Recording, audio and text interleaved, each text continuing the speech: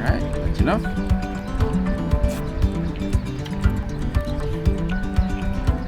Cheers!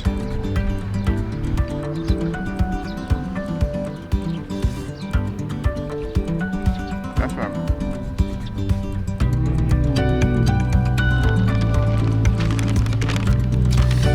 Bago kabalin, welcome to 𝗕nci𝗵𝗀 guys. Sa video na to, nandito tayo ngayon sa Artillery Memorial sa may Clark Air Base. Actually, gusto lang namin mag-relax at saka mag-unwind. Meron tayong baon. So this is courtesy of Mama's Boy. So if you recall guys, na-feature na natin sila from home. Titikman natin sila ulit. This one is their super Kare-Kare. Ito naman yung kanilang Bicol Express. Sa pangatlan natin guys, Boy Sisig, syempre Kapampangan. And then lastly, this is their pepper beef. So, tara, tingnan na natin. So, tingnan na natin. We have 4 flavors as mentioned earlier. Umpisan natin dito sa Kare-Kare. Okay. So, yung Kare-Kare natin, it comes with bagoong. Pero ako, I prefer as is.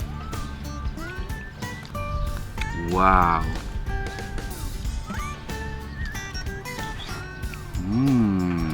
Masarap, ang lambot ng meat plus sobrang lasa ng Kare-Kare natin. Next natin titikman guys is yung kanilang sisig. May available na siyang calamansi. Alright, that's enough. Wow, masarap ng pagka ano niya, a little bit sour.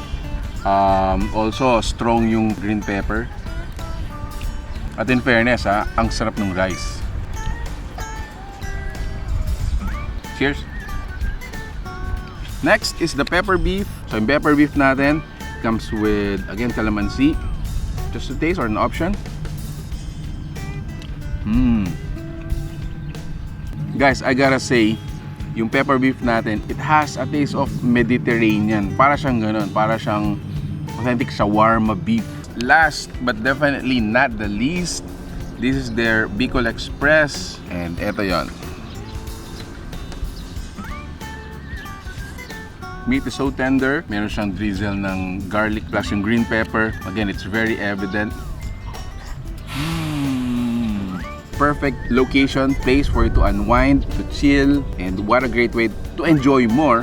Magbaon po kayo ng Mama's Boy. Available po sila sa GRABFOOD at saka sa FOODPANDA. And if you want to know more, we're gonna include yung fan page you need to contact if you're interested to taste all of this. So there you have it guys. If you like this video, please give it a thumbs up. Share it with your friends. We hope to see you in the next video. Thank you so much, Mama's Boy. Peace out!